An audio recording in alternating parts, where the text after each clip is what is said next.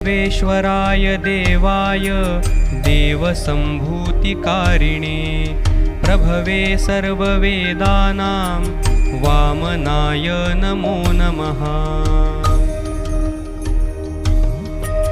नमस्ते पद्मनाभाय नमस्ते जलशायिने प्रणमामि सदा भक्त्या बालवामनरूपिणे।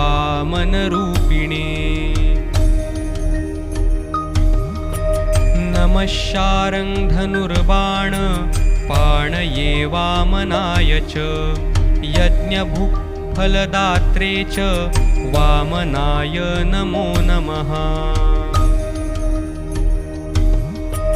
देवेश्वराय देवाय देवसम्भूतिकारिणे